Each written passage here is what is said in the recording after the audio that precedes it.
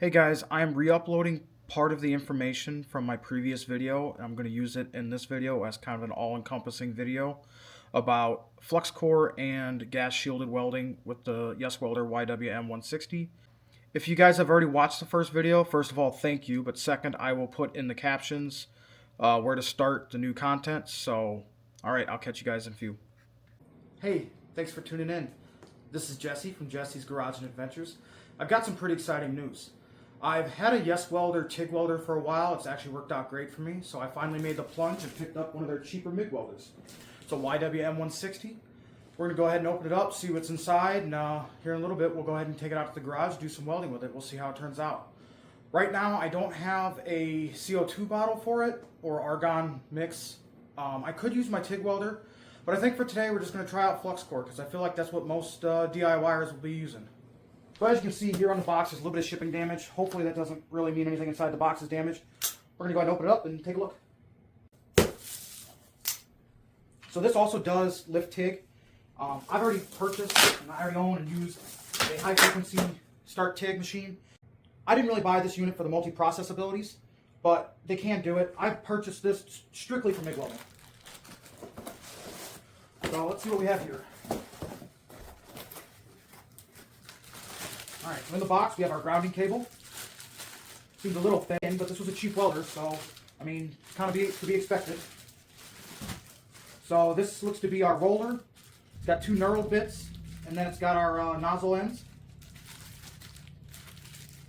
It's got an instructions sheet with your settings, and then it appears to be a user manual in here.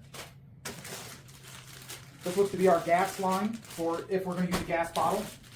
You've got your 120 to 220 adapter, and then your arc welding torch, or whatever you want to call it. Like I said, I've already got a multi-process unit, and kind of, it's one of Yeswelder's top-of-the-line ones, so I really don't see myself using this very often. But I may just to go ahead and make sure that everything works and to give you more of a comprehensive view on what this machine can do. Something I really do like about the Yeswelders is that they come ready to use 220, and then you use the adapter to adapt down to 120, which to me means everything's inside of it's built a little thicker because what it's actually designed to use from the start is 220. I've never taken it all apart to verify that, but that's just how I feel.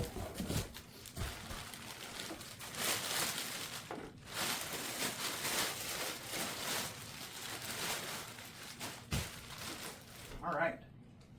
I'm going to go ahead and put a little bit of space on top of our set power fridge here, and we'll go ahead and move this review to that. Alright, so let's take a quick look at this thing. My first impressions are that it's a lot smaller than I expected it to be, which, I mean, if it performs fine, that's actually a good thing because it's less stuff you'd have to carry around. It's got a little flip open screen protector here. You've got your knobs. They don't seem to have any end stops on them, so you can't twist them and break them by accident. If we look down here, you've got your positive and negative electrode, and then your MIG torch or lead seems to be built into the unit. I'm not sure if that's actually removable, which, like I said, for me, I'm purchasing this strictly to be a MIG welder, so that's not a big deal for me. But if you're using it as an arc welder or a TIG welder equally as much as a MIG welder, that may be an issue for you. Alright, so let's go ahead and take a look at the TIG whip and see how this thing all looks. This right here is Gerald, and he's very nosy, so he'll be in the background of most all of my videos, at least if we're inside the house.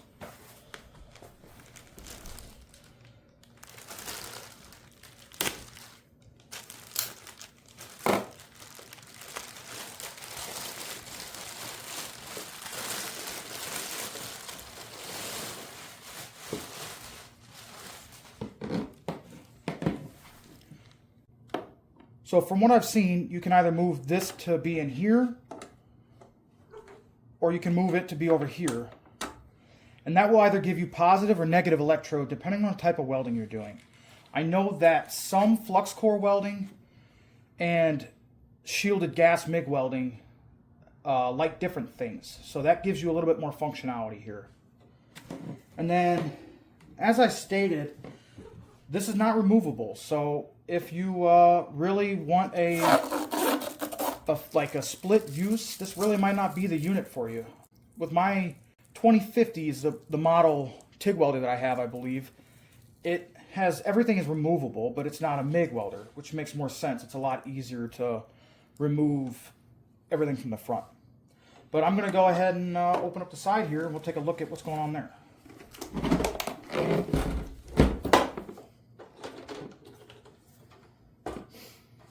So it's pretty small in here. There are nothing to change up here. So I've seen some units have like the wires, how you set this to electrode positive or negative. You could do that in here. This unit does not have that. You've got your tensioner, which is really easy to set up. It comes with a guide already installed. And then I believe the website said up to a 10-inch or a 10-pound spool on that. Now I personally wish that this welder had a little bit of information up here. That would be really useful for like when you're welding on the fly. I may end up seeing if I can get the instruction manual to stick up here or something like that. There may even be something for it. I'm also one of those welders that generally doesn't use the preset things. I just kind of wing it and see how it's feeling, and I'll change the wire speed or the heat depending on what I think it requires. We'll go ahead and spin this around to check out the back. So on the back, it's very simple. You've got your fan, an off and on switch, and then your gas in, and then here's your wire, your actual power cable. Really not a whole lot to be seen here. So that's what we have. Here in a little while, I'll take this into the garage and we'll go ahead and test it out and see how it works. See you out in the garage. Alright guys, just got into the garage, got everything cleaned up. Forgive me, the heater's running. It's pretty cold. It's about 15 degrees outside. It was -2 this morning, so it's far too cold. But alright, let's go ahead and take a look at this thing. While I was looking through the documents, I found this cheat sheet here. It gives you a lot of your base settings. It's actually a peel and stick, and it also shows you the different settings on your welder. For today, I'm going to be doing flux core welder, which is showing to put your little electrode here, there, and then we'll put the whip here, and that should allow us to go ahead and do flux core welding. I'm going to go ahead and try and put this into the hatch, and then we'll put the spool on it as well. Here's your actual user manual. I'm not going to read it. This is my ground. This is your 220 adapter. We will end up using this. I got 220 just off camera. And then something else I should cover is this is my 2050. I've had this for a little less than a year now, and it's done great. I've welded a lot of aluminum, a lot of mild steel, and a fair amount of stainless steel as well. If you look here, I've got a lot of straps. I mean, I'm not a great welder, but I can get it done. I've covered this thing as well, which today we're probably going to go ahead and weld on this a little bit. I've got a lot of other strap steel down here. Pro tip is when you're looking for practice metal, oftentimes if you can find a fabricating shop not too far away from you, they'll either give you for free or very cheaply charge you for scrap, practice metal. So let's go ahead and put this sticker on here.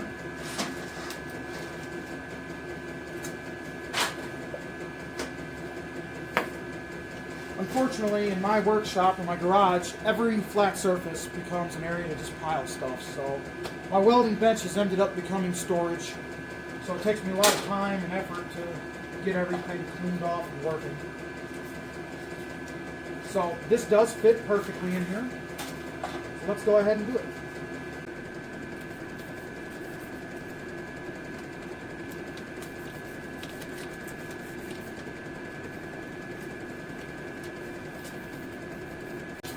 Okay, so now we've got all of our welding settings conveniently right here.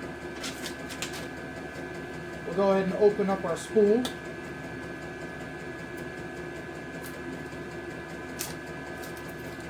And then we'll go ahead and change to the knurl roller as well. So we'll do that first. So you just remove this little knob here.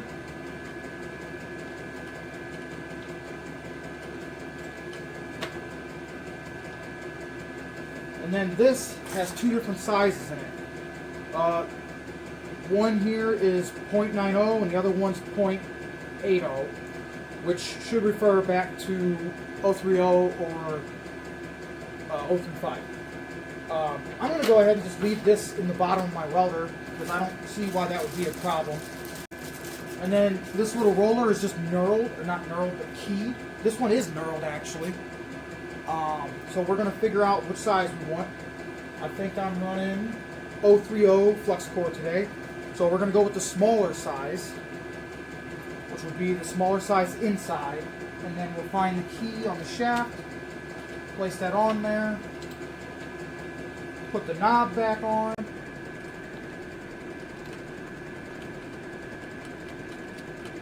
And then we'll go ahead and put the spool on. Today I'm running Forney flux core E71T-GS. I advise you not do what I'm about to do. What I would suggest is that you put the spool together and then leave the wire tucked into the side. And then once the spool is on the machine, you then pull the wire out and feed it through.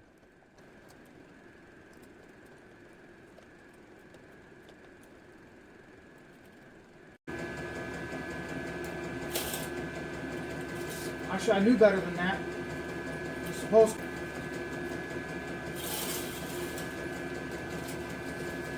Alright, I need to chill out for a second because I'm going to get violently mad here in a minute.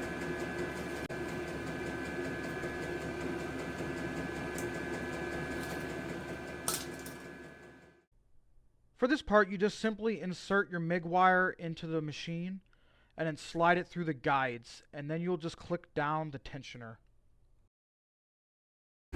Okay, and then I just slid this through here, put it in this liner, and then we will take this, put that back on. There should be some slight pressure. I'm going to go ahead and plug the unit in, and we'll test it out. Okay, I've got it plugged in. I'm going to go ahead and turn the unit on so you can see what happens when you first turn it on.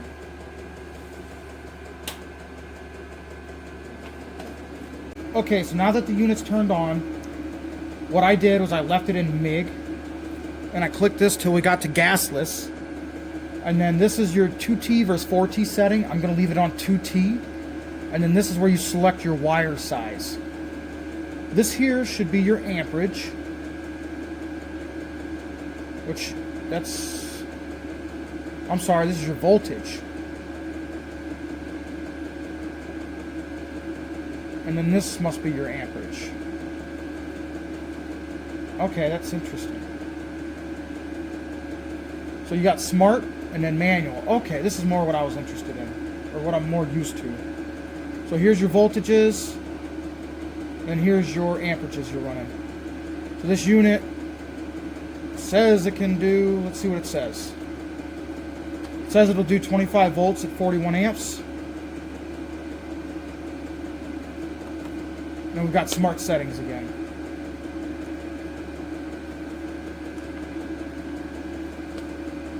And then just to show you guys, that's 2T versus 4T, and then 030 versus 050. First, we're going to remove this tip,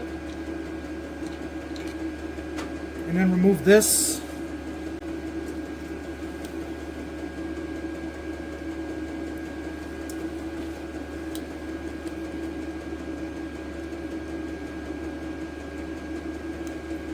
Then we're going to run it until it gets a little bit out.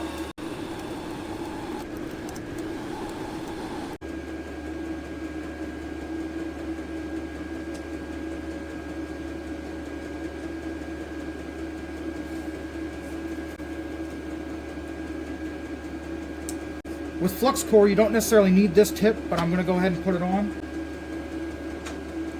And then what I'm going to do is I'm going to set up the friction on that knob.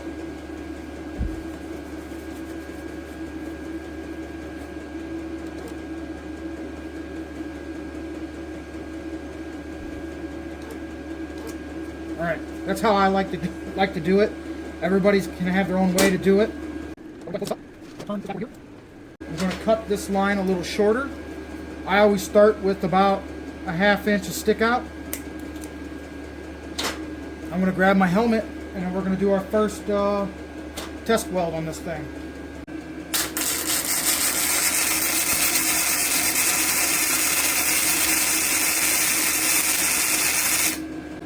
Alright, that's our first little test weld. Let's grab a wire brush and we'll clean it up a little bit. And that's what we have. It's a little bit cold in my opinion. Alright guys, so I didn't know the thickness of this metal and the smart settings were kind of messing me up. So I went ahead and switched it over to the manual settings and I had a lot more luck. And I'm going to do this more like I would actually weld exhaust together, so I'm going to tack it and then try and fit it up real nicely.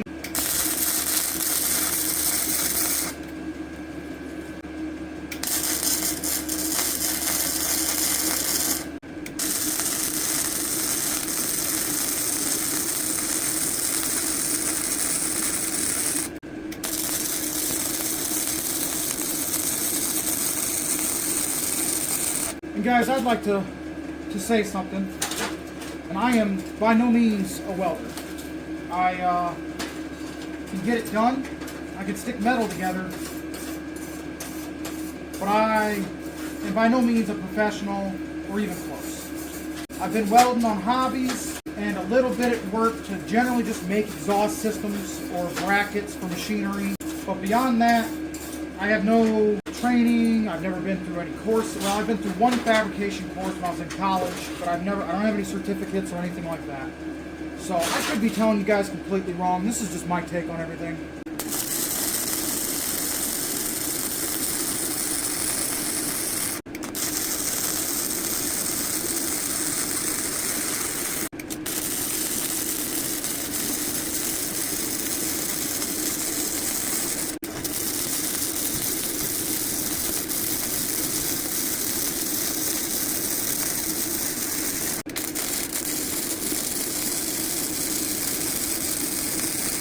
Alright, we'll take a look at this and see how I did.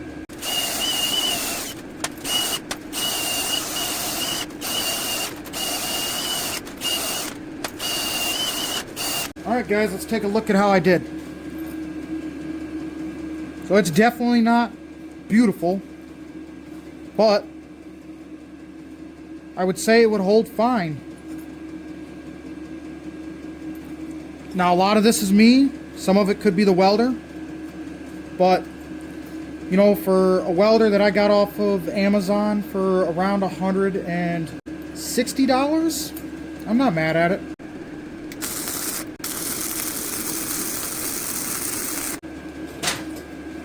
As far as I'm concerned, that's about as good as you can ask for when it comes to flux core.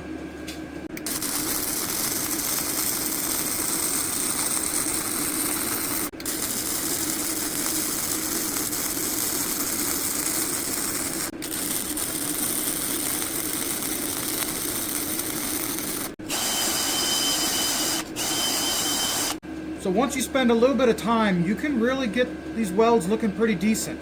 I mean, this is flux core, so I can't complain about that at all. I just got to spend some time to figure out the settings on it. I'm still working on it.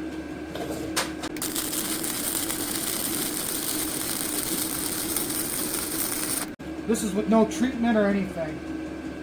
I know they make paste and stuff you can wipe on the pipes to get it to make a little, or to get it to clean up a little better. But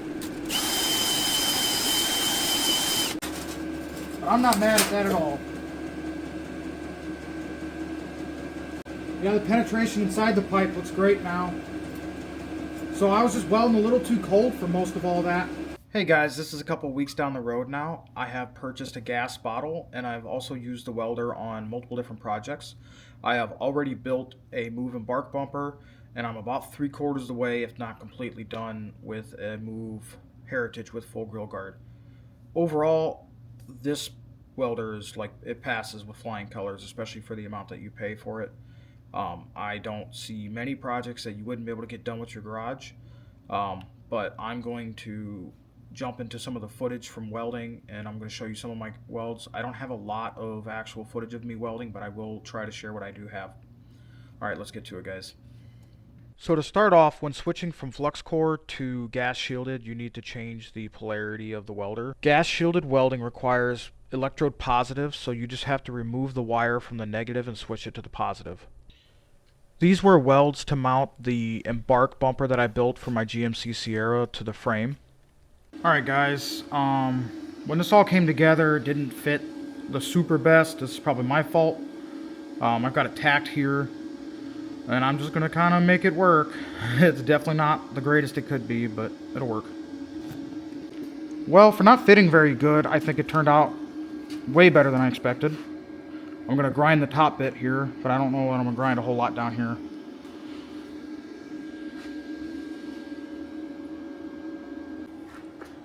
So like the other side, this one doesn't exactly fit perfectly, and this is because my angles are probably not exactly how they intended the kit to be.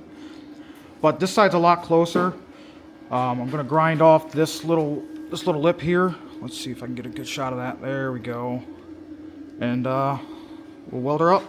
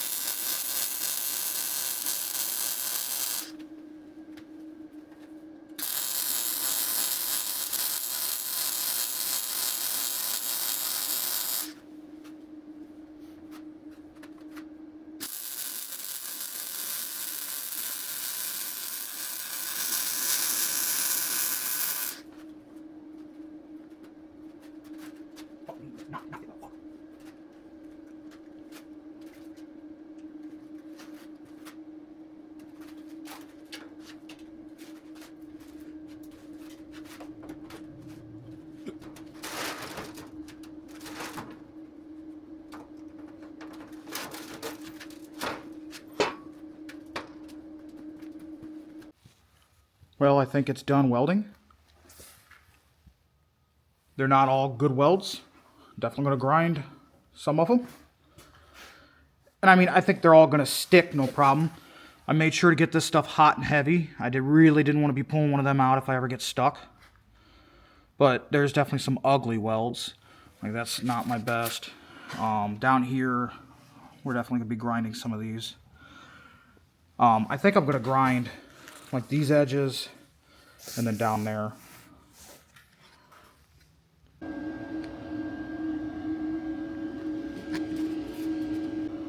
Okay, I have welded in and ground those plugs, and I've welded basically every other joint on here. It's slow work. I still have to do the plates that go around the front and then the clevis hitches. Those will go down here somewhere. But it's getting there. Some welds definitely look better than others.